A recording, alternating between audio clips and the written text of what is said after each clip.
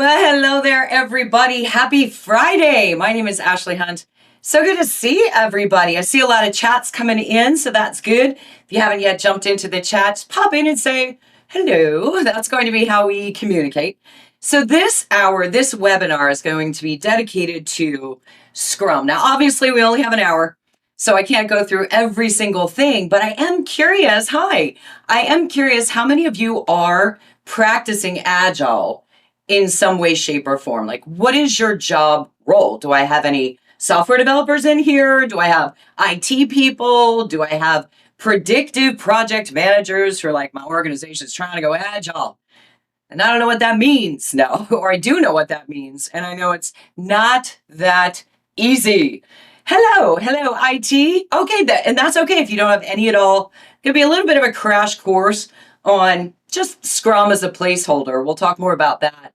2, live production, you're using Scrum and Agile.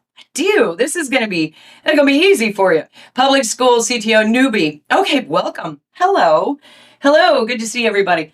Yeah, and I know that a lot of times if you come to a webinar like this, you're like, all right, I don't know a lot about the topic, but it is something that we're talking about, that, I hear about Agile all the time. How many of you, your organizations are now deciding, this Agile thing sounds like something we should be doing?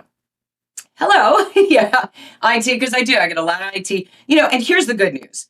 Even if you're not a software developer, you can use Agile. I mean, Agile is not just for software development anymore. Local IT PM, hello. You're in IT, but you've never used Agile. Okay. All right, good. You're in the right spot.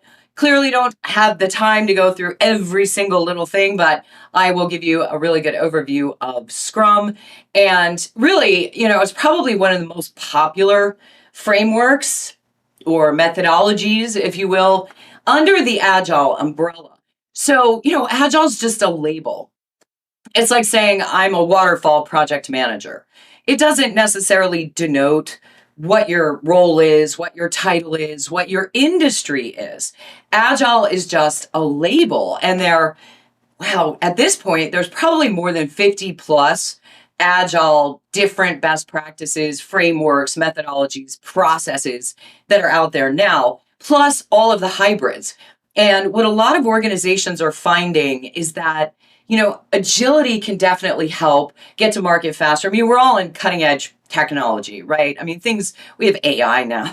Things are moving like crazy fast. And so organizations are like, okay, how can we stay in front of the 8 ball, if you will, and move forward a little bit faster with some of our best practices? The problem is, though, we're still predictive, traditional waterfall projects or project managers. How many of you are practicing project management? And if so, would you say we have baselines, we have front-loaded plans, we have stakeholders that are talking about going Agile, but really don't know what that means? Because I get a lot of people, my PMP classes, even my Agile certified practitioner classes, who are in that tweener stage of my organization wants to go hybrid, or I simply want to hear Wild Wild West PM, that's the best kind. You're in the right spot. No, but I hear you, right? And so when we look at Agile or implementation of Agile, what I tried to do with today's webinar was give you some best practices that no matter what type of wild, wild west you're working in, you're able to potentially think about, hey, that might be a great idea. Nothing, such a small company. You do it all. I'm sorry. CSM with a small company, certified Scrum Master is what that means. Awesome, Mike.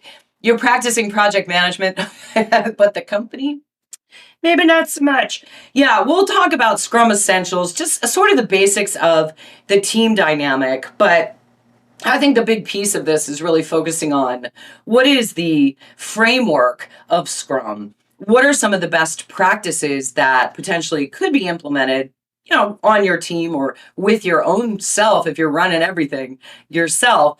Some of the things that potentially you could put into practice. That's the best descriptor ever. Oh, yeah, you feel the same way. You do PM, but you're all over the place. And, I hear that all the time. And I teach the project management professional, PMP certification classes. And now that particular certification is like 50-50 predictive and agile. And I get a ton of people in that class who are like, I don't know anything about Agile at all. And they walk out of that class going, I want to try that. How do we develop that Agile mindset? What are some of the things that we can utilize? I mean, if you think about the word agility, that's what we're trying to accomplish. We're trying to do things in shorter iterations and produce value more often. How to implement Scrum effectively? Yeah, probably not going to all happen in a 1-hour webinar, but I've got a ton of classes on it. If you're interested, we'll talk about that at the end. So check it out. I mean, when we talk about software development, I know that's kind of hard to see, but if it goes all the way back to 1968, Scrum was actually created in 1995. So just for fun, what were y'all doing in 1995? Please don't say kindergarten, I wasn't born yet. No, I'm just kidding. You could totally say that. But when we look at 1995, think about where technology was. Going all the way back to 1968 when big computers, middle school, junior year of high school. Okay, I'll allow it. That's okay. All good. You were in Ecuador and my brother was born. I was 10. Nice. That's awesome. Look, it's when we think back at what was going on in the 90s, where technology was, right? We didn't have necessarily a computer in every household in the 80s. It was just sort of starting to get to that point. But if we think about all of these organizations that were trying to inevitably automate systems, ironically, probably sitting in the same room you're currently in. That's good though. Your current office is in the school suspension room. Hey, look, it's all good. It's all good. When we think about software development, those days, the 90s, 70s, 80s, and 90s, software development was really like, all right, we're trying to automate our systems. And we were pretty firmly, we were in the tweener between the industrial and the technological age. So we have all of these industrial industries that are looking to automate their systems. And one of the reasons why I asked where you were in 1995 is you probably remember, if you were in the industry of any kind, punching a clock, where you had your card and you punched a clock and it went, dum, So think about trying to automate payroll software. The creators, what we're going to talk about, the Agile Manifesto, several of whom created a lot of these other frameworks and different ways of doing things. And that's why I say, Agile is a label. But the Agile Manifesto was written in 2001. So we have all these software developers who were being tasked with automating payroll systems, automating manufacturing types of systems. And at that point, everything was firmly waterfall, traditional predictive project management. And we call it predictive because it's a set scope of work. And so we build toward that scope of work. We build our schedules around it. We build our budgets around it. We build quality requirements and risk and all of that. And we front load these plans and we work those plans. And if they don't work, chances are you'll have some sort of formal change control in a perfect world, or you have a lot of scope creep in an imperfect world. But we're trying to work toward those baselines. How many of you do scheduling, budgeting, work from baselines, have, critical path questions asked of you? When will this schedule, when will this project be over? How many of you are doing a lot of fairly heavy documentation? Yeah, you do. And I get a lot of that too. Yes to all. Yeah. And so think about that. If you've never done software development before, this is a project that is totally unique. There isn't a lot of information out there on how to run projects. The struggle was real. And so the creators of the Agile Manifesto are fondly known as the Agile Alliance. And the Agile Alliance was a group of 17 software developers who got together in Snowbird, Utah, and literally were like, the struggle is real. Predictive waterfall project management does not work for software development. We're spending all this time on documentation, and then we get into it, and the documentation's wrong. So they created the Agile Manifesto. Now, this is not the first time that they met. They were all sort of in a very niche industry at the time. So there was a lot of conversations across multiple types of projects. But what they came up with really is the crux of Agile. And so the Agile Manifesto, individuals and interactions over processes and tools. Now, they weren't saying processes and tools don't matter. What they were saying is we value individuals and interactions over processes and tools. How many of you have ever had an idea of a better way of doing the same things? You've had an idea where you're following process and it's simply not working, and you've gone to somebody, the powers that be, and they're like, no, this is how we've always done it. Has that ever happened? Or do you have, man, this is good for organizational agility. Do you work in an environment where people are open to the idea of adjusting process? Now, look, I get it. Compliance, you got legal, you got all sorts of things that we have to follow the process. But above and beyond that, a little bit of both. So having people come up with better ways, build a better mousetrap, how can we do that? Listen to people. Yeah, that's happened, and no one in IT is but me. Oh, why are they telling me how I have to do my job? They're in finance, because we've always done it this way. Yeah, so that was sort of the crux of that. I want to know who hasn't had that we've always done it this way, people. Agility is non-supportive, really, of we've always done it this way. It's like, oh, you came up with a better idea. That concept of failing faster and succeeding sooner is very real in Agile. Let's try it. Let's go with what we know today and see if it works. If it doesn't, whatever, we learned. Working software over comprehensive documentation, or working whatever. Working hardware over comprehensive documentation. The idea of documentation without results was just a big time waster, right? It's just wow, we spent all this time doing all these documents and everything changed. And so working software, customer collaboration over contract negotiation. So yes, there are contracts in the Agile realm. We talk about them in classes, but they have to be a bit more flexible, because the whole concept, here's the difference between predictive and Agile. Just to give you an idea. Now the hybrids are in the middle.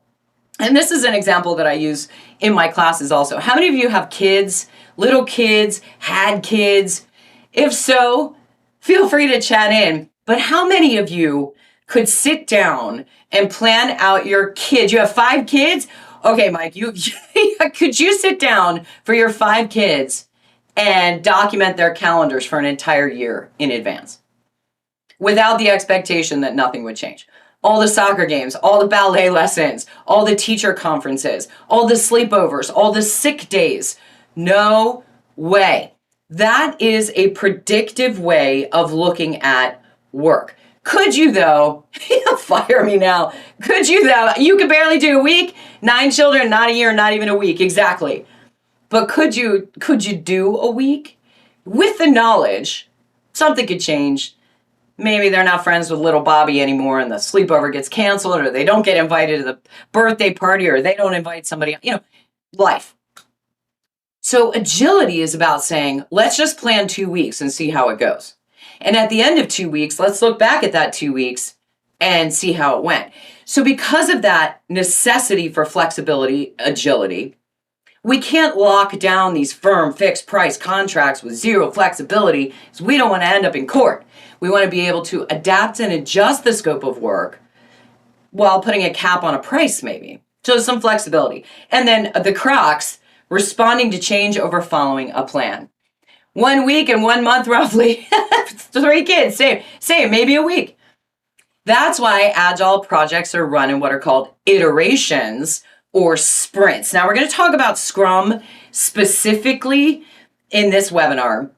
But one of the hardest things for folks that, especially, it's great if you run your own department, it's just you. It'd be tough to do some of these things just like on your own, but it's a different way of looking at work. The hardest part is that hierarchical, we've always done it this way. And unfortunately, and I hear this from tons of people in my classes, unfortunately, a lot of organizations hear Agile, think Agile, and oh, it's the flavor of the month, it's the next best thing, let's do it. And they try and roll it out, and it fails epically. And then they blame Scrum, or they blame Agile, or they blame whatever. I find that some of the best ways for agility to be implemented is either from us, from the bottom up, try a couple things, roll it out to management, maybe on the down low, or that top-down initiative, the organization has to be prepared to say, we can handle this. There's actually something called the satire model, was created by Dr. Virginia Satir. She was a family counselor, and she was looking at going from dysfunctional families to a more functional family. And so you have status quo, good, bad, ugly, indifferent, whatever it is, status quo. Something new comes along, a change, a different way of looking at things, a different way of speaking, whatever it is. Same thing in organizations. We're going to do Agile, and whoop, everything goes into chaos. Have you ever had a big change at work? Merger, an acquisition, something like that, a new boss, a new leader, and everything felt like chaos. Even if it was for the better for the organization, it was just like, it's a different way. It feels weird. Same thing when we try and implement new things. And so a lot of times organizations see that chaos and freak. They're like, Agile doesn't work. Waiting until it gets to that integration. We're adults. We have to practice things over and over and over again in order to get them where we need to be. So practicing the steps of something like Scrum, or saying, okay, this is what my iteration or sprint is going to look like, can go a super long way to helping practice agility. Now, Scrum is defined as a framework, and not a process, not a methodology. And that's pretty important. We're going to talk about the framework of Scrum in the form of planning, daily Scrums, reviews, and retrospectives. But it's simple to understand, super easy to talk about. It's kind of hard to do, though, especially if you're stuck in that predictive, we've always done it this way type of mentality. And it allots for compliance and all sorts of things. It's just a different way of working. And so when we look at Scrum theory being based on what's called empiricism, or go with what we know today, let's use what we know today, our expert judgment, to make the best decisions possible for today. And then we learn. How many lessons learned meetings have you attended in your life? In project management, in IT, if you're running projects, do you typically have lessons learned meetings at the end of your projects? Yeah, you've been a 5, less than 5, not enough? Not enough. Lessons learned typically happens at the end of a project. Project is over. So can't go back in time yet. I don't think Elon's created that one yet. Can't go back in time. And so it's too late. Sure, we can take those lessons into the future, nowhere close enough, to enough. So when we talk about, okay, well, how can we learn and how can we adapt and how can we change? It goes back to that same thought of, could I plan out my kid's calendar for 2 weeks? Yes, mainly call them after action review. All right, cool. That's good, though. That's a good thing. Typically at the end, though. All right, so we're going to talk about how a sprint or iteration can optimize what we're doing, what we're learning, how we're changing, how we can adapt in order to get to that point where we can look back at 2 weeks and say, how do we do? It's like a lessons learned meeting every 2 weeks. We're going to look at the framework of Scrum, just pretty high level, right? Because we only have an hour. But we'll look at the team, planning. What does planning entail? What's a backlog at a pretty high level? What are like user stories, epics, and personas? Just a couple things that are different from the predictive environment. So it's no longer Gantt charts. We'll look at a Scrum board, that kind of thing. Daily stand-up meetings and daily Scrums. Those are pretty powerful things. We'll talk about why. Then the review and the retrospective. Anybody doing retrospectives at all?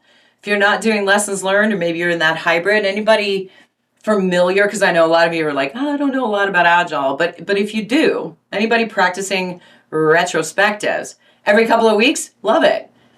Love it. Yeah, we'll look at that. How about whatever projects you're working on? Is there some sort of formal process when you release the product, service, result, whatever it is that you're working on, where you have sort of a formal sign-off, a phase gate, phase review, something like that at the end of your phases or at the end of your projects? Well, what if we had one of those every 2 weeks? What if we practiced agility in an iterative way? Very first thing that's different, and I always tell people in my classes, look, you know what? Keep your titles. That's not what this is about. The Scrum team, though, is non-hierarchical. So the assumption is that everybody that works on a Scrum project, this is why it's hard to do, on a Scrum project is on the same level. They all do different things, but they're all on the same level. So the product owner is not above the development team. The Scrum Master is not below the product owner. Everybody has a role to play. Anybody a rugby fan? Because Scrum is actually a rugby term, right? And so it's when the team links arms, gets together to try and get the ball and move down they work together. There isn't a quarterback or a receiver in a rugby scrum. So that's sort of that same process of like, all right, how do we all work together on the same level to meet the goal? The three different product owner, we'll talk about what they do. The development team, they're the actual developers. Yeah, big time. I mentioned in the PMP class. Yeah, absolutely. And that's, you know, it's awesome. And some of this we talk about in the PMP class. We spend way more time on it. But the teams are thought to be self-organized and cross-functional. A self-organizing team basically decides as a team who's doing what, how much work they're going to do, what they can pull into progress, what they can take on. And that's based on their current capacity. And for now, I don't want to throw a lot of jargon at you. Let's just say based on their current productivity. The optimizing the team allows the team to make the best decisions. Now, the product owner is a little bit like a project manager. They're the ones that interact with the stakeholders. They're the ones that collect the requirements. They're the ones that own what's called the backlog. And the backlog, and we'll talk about this, is a living, breathing list, updatable list of changes in scope based on what is the highest priority items to do next. Now, yeah, this started in software, so obviously we're going to address some of that, but not too much of it. You don't need to know a whole lot of software development, and if you do, we've got stuff for that. Scrum overview, the team of 7 to 9 people do the work. How many people are on your team? I know some of you said it's just me, so it's just you, just one, but how many people in general, on average, because I know it can depend on your projects, but do you have on your team? Are they larger teams? Are they smaller teams? I know it does depend in a lot of cases on your industry, but sometimes it's hard for a large team. Let's say you have 30 people. Yeah, you can pull from other departments. Sometimes if you have like 30 people, it's tough to practice agility. And that's why we have all these hybrids out there, or scalable systems to accommodate more people on a team. We can still practice agility. So keep in mind, this is perfect world original Scrum. It doesn't necessarily have to be applicable to practice it as far as team size. The product owner provides the work requests. So the product owner is going to be the one that says, okay, here are the next 10 things to do. And the development team is going to look at those next 10 things and say, well, based on our capacity, we can only do 5 of those things. Okay. It's a very different way of working because the product owner isn't dictating to the team, I need you to get this all done by the end of 2 weeks. The team says, here's our capacity, here's what we can work on, and they pull it into progress. It's very, very different. The team is cross-functional and they own their own process. Work is done in short, 30-day or less sprints/iterations. If you think about the word sprint, you run really quickly, but you don't get very far. That's the thought process. I can plan out 2 weeks. I can't plan out a year.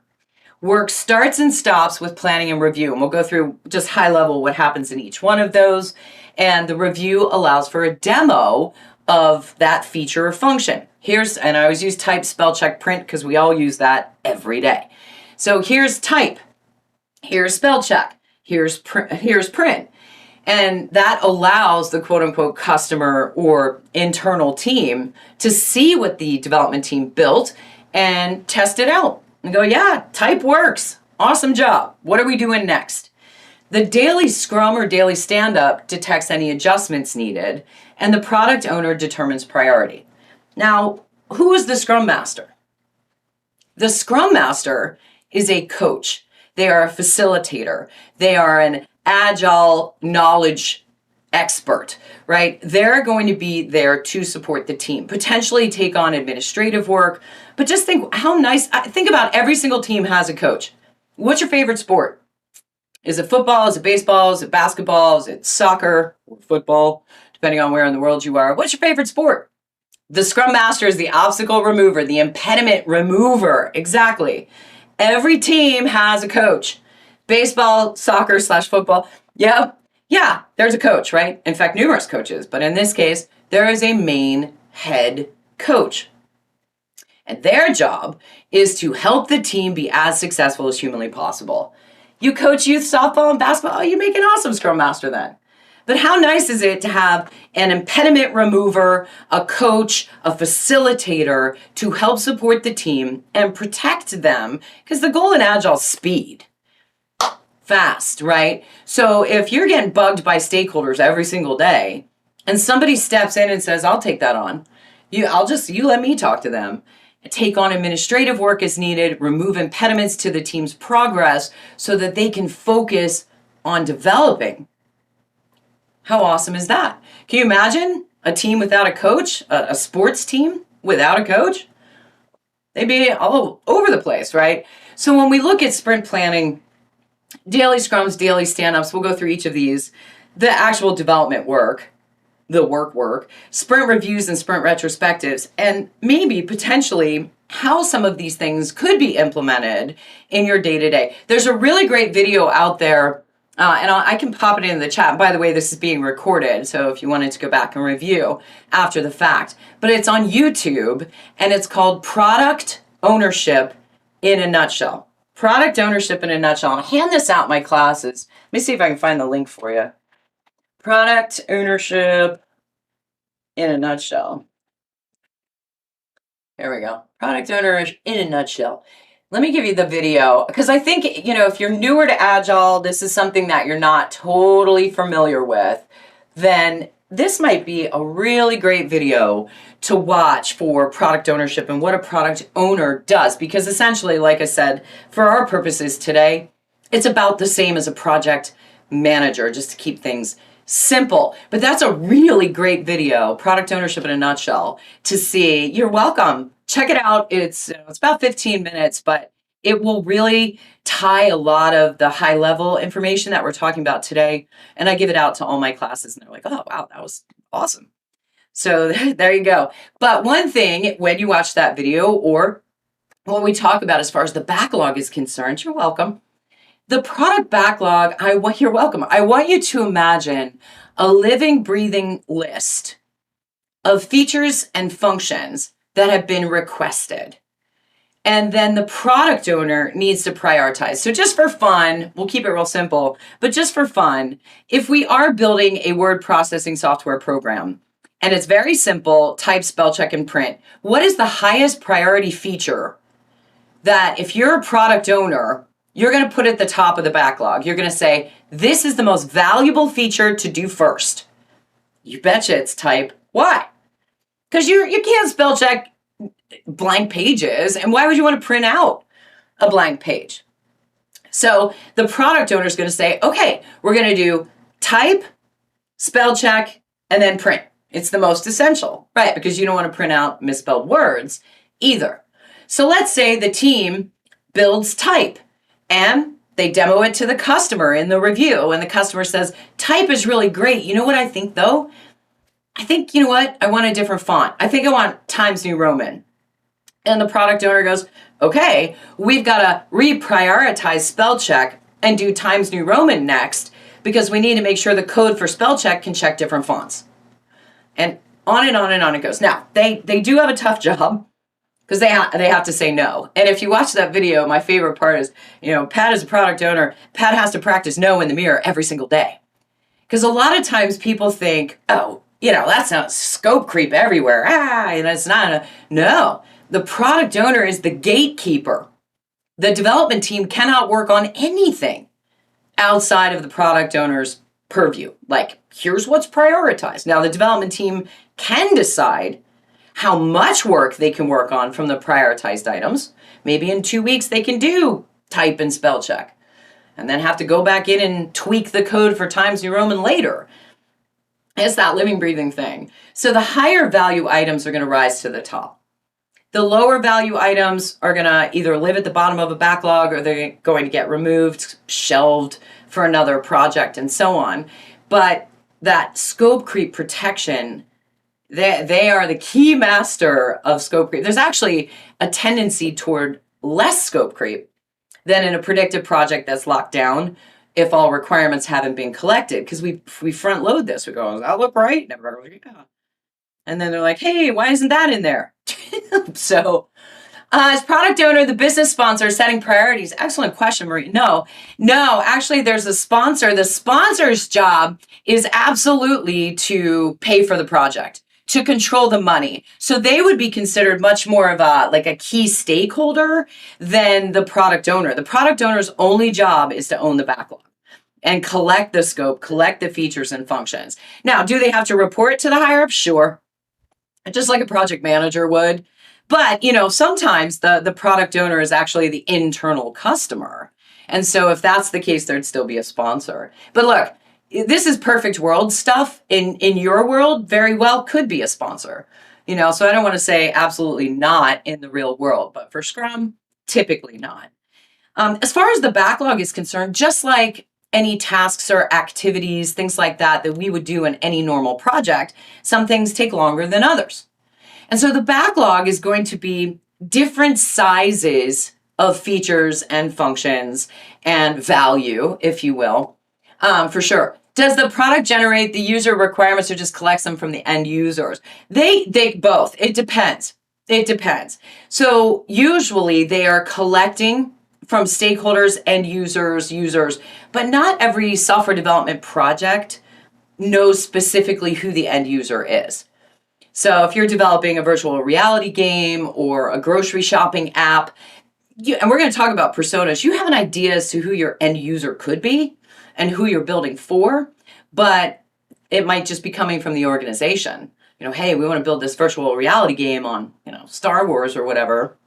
And here's what we want in that end result. So stakeholder is kind of a generic statement. If we know our end user, somebody comes to us to build a website, now we can actively collect requirements from them.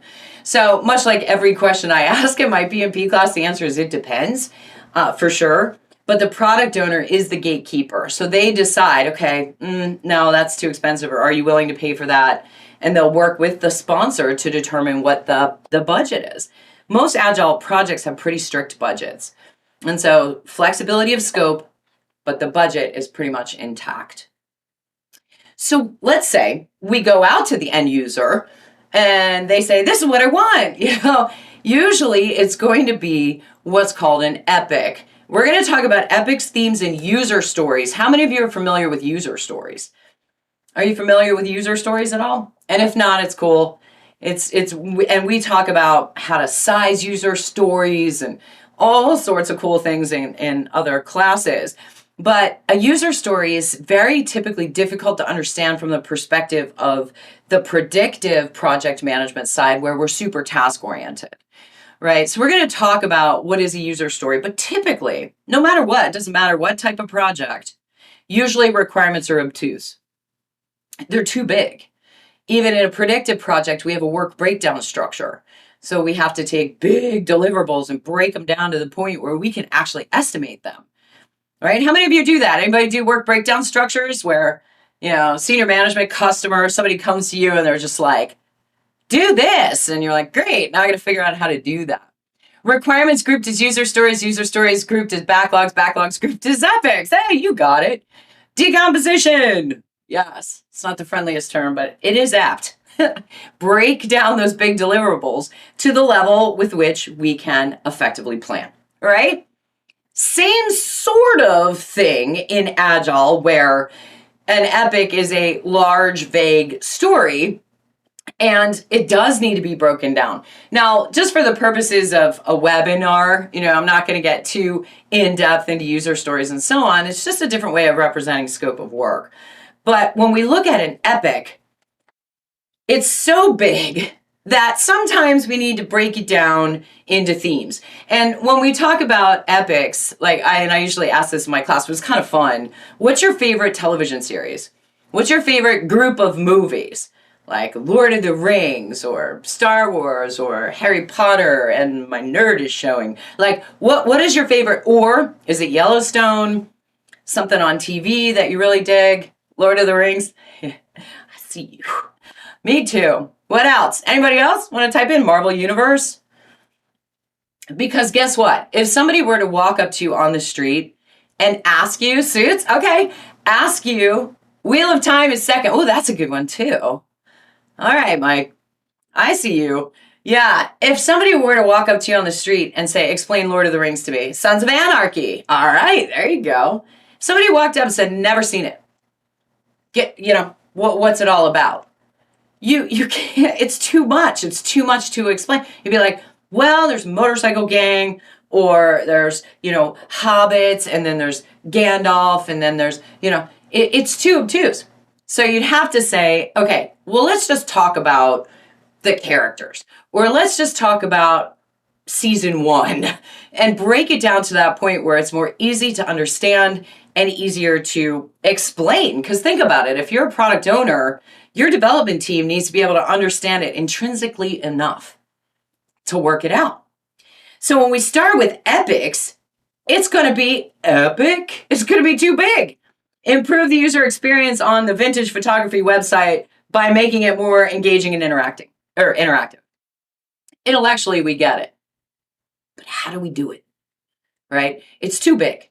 And so sometimes by using themes like upload, download, and what does the page look like, and those types of things, the product owner, much like a work breakdown structure, can get better organized to try and determine, okay, how are we going to work this out? Like, how are we going to do this? One of the ways to do that is with what are called user stories. Now, user stories are a bit different from those of us who have worked in project management and are very much on the task level, where we break it down to the task level. But user stories are in 3 pieces. As whoever the end user is, I need or want XYZ so that I can do or so that I get. So the epic is enhancing user interaction on the website. The product owner then needs to add details to the user stories so that the team can read that and go, okay, so user story 1, basic photo upload function. And maybe as a vintage photography enthusiast, I want to easily upload my vintage photographs to the website so that I can share my collection with others. Now, here's the deal. I get it. If you work with user stories, you might be like, wow, that's still too epic. But it's a 1-hour webinar. We're going to break those down way more in class. But here's the thing. Telling a story brings the feature more to life. Who are we doing this for? What are we building for them, and why? And I often equate this to teaching someone how to read. You could throw the alphabet at them, A, B, C, D, you got it, like the tasks, but it doesn't tell the story. A is for apple, B is for baby, and so on. So by presenting the features and functions in a story format, the team can go, okay, now I know what I'm doing, who I'm doing it for, and why. And so the product owner's job is to write the user stories and prioritize them. But just like all work, different user stories are different sizes and effort and durations. And the team then needs to decide, what all can we pull into progress? We're not going to do partial work. We want something that we can release and demo at the end of each sprint or iteration in a perfect world. So they're not going to say, we can do these 2 user stories and half of that one. Be like, no, we can do these 2 user stories. And at the end of each sprint or iteration, we'll have something to demo. And everybody goes, all right, how are you going to do it? And they explain it. So part of sprint planning is to get everybody together.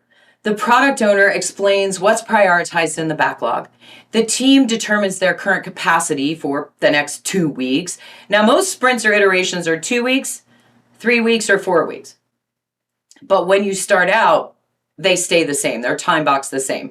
So if your team decides, all right, we're going to run in 2 week sprints, it's 2 weeks, 2 weeks, 2 weeks, 2 weeks versus 4 weeks. And so with that being said, the goal is to say, all right, we are locking down. Time is fixed. Scope is flexible.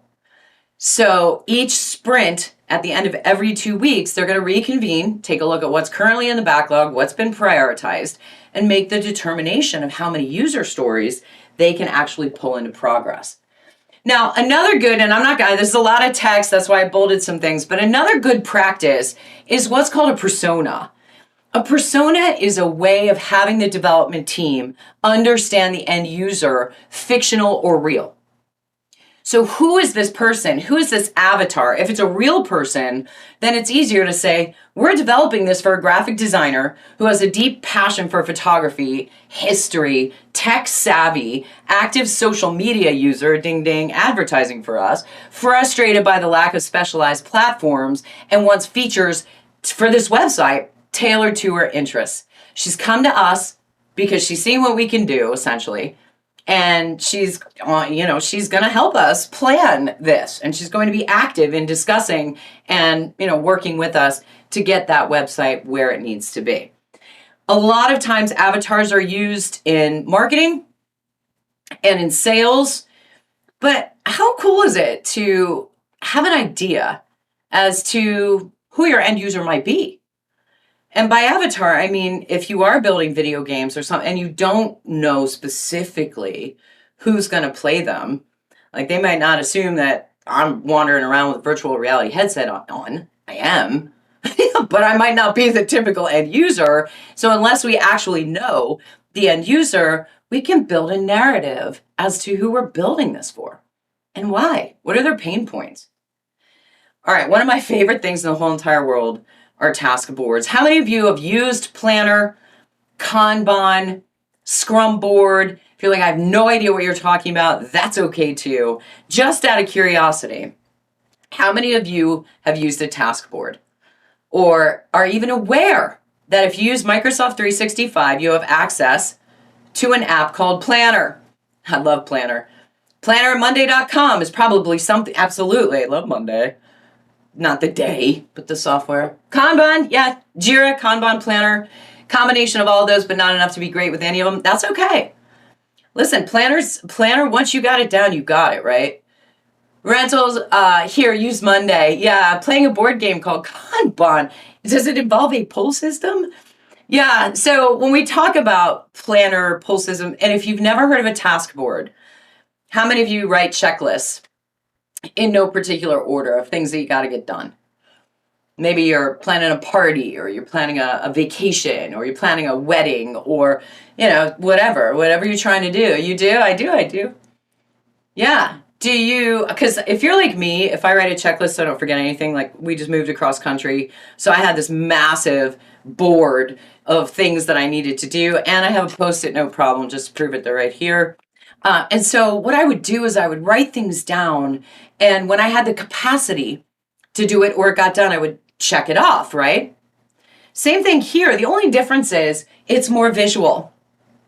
Now, Scrum boards, if you're not familiar with Kanban is a pull system. It was created by Toyota in the 40s and 50s as a way of watching workflow. So if you think about swim lanes, let's say you've got a big whiteboard and you've got 3 swim lanes: to do, doing, and done.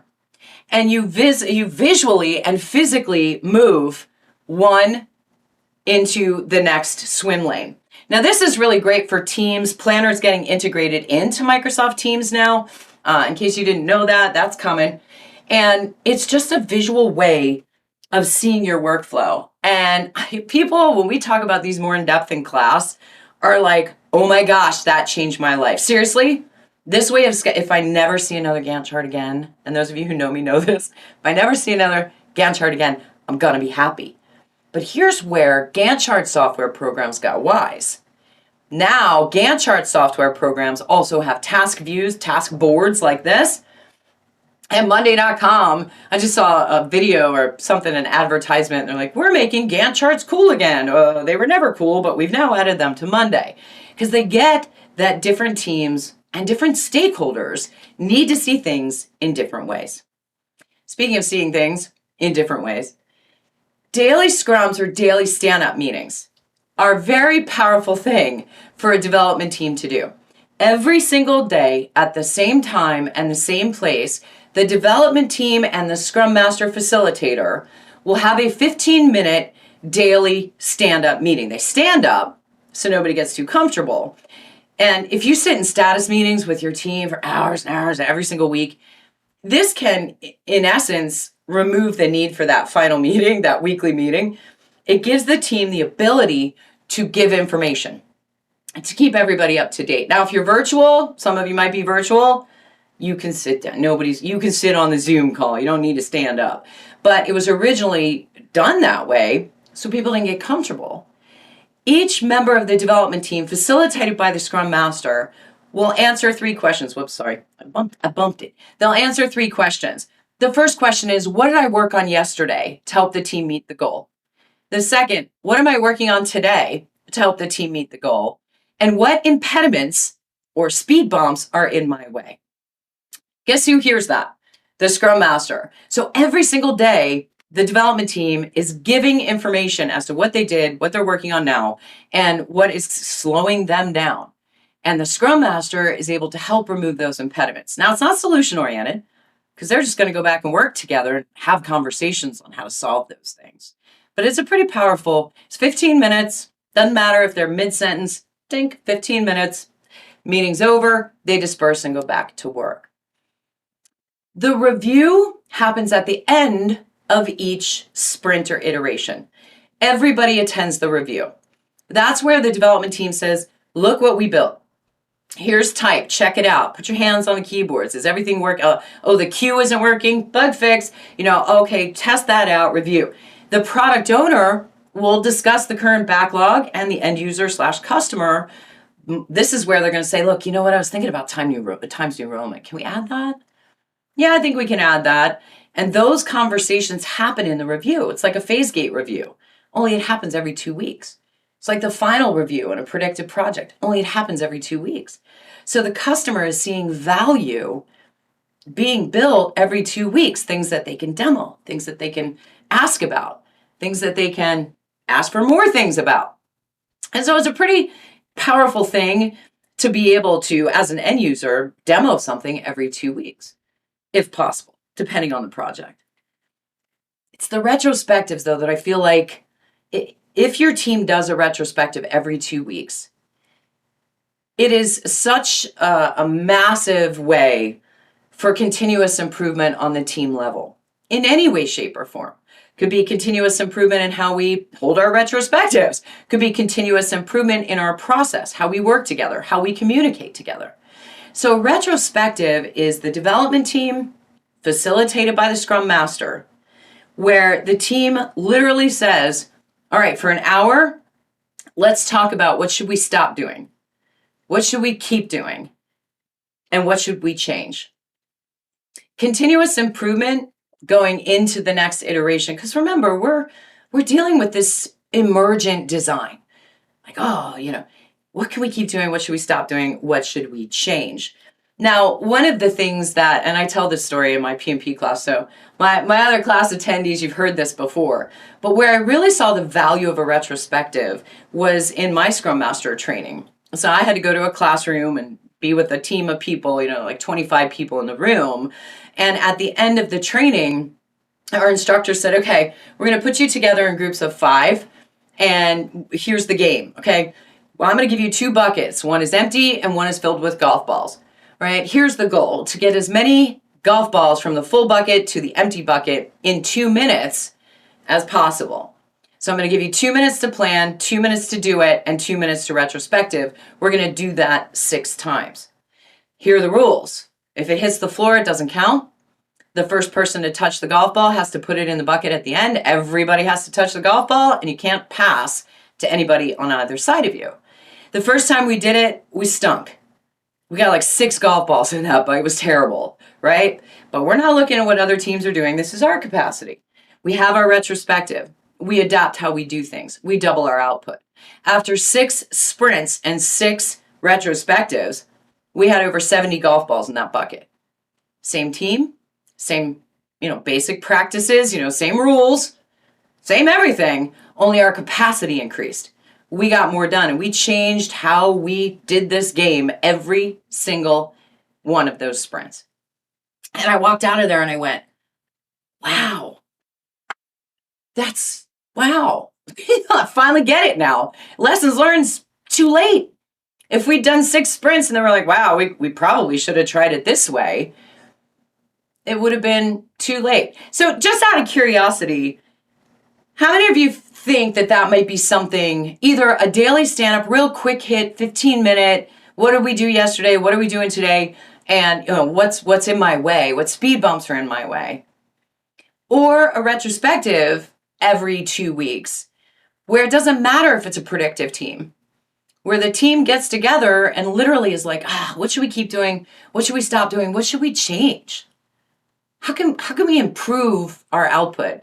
And you might have heard the term Kaizen. It's the combination of 2 Japanese words, Kai and Zen. It's loosely translated as change for the better or continuous improvement. Anybody heard of Kaizen before?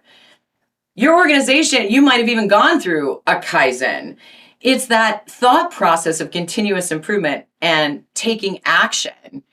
You do a daily Scrum, it's short, 15, 30 minutes, and it serves as a great way for our team to stay connected. I love that, CT. That's awesome. Kaizen. Yeah, like Zen moment, change for the better. Zen moment. Oh yeah. So Japan, yes, where people travel. And we got a lot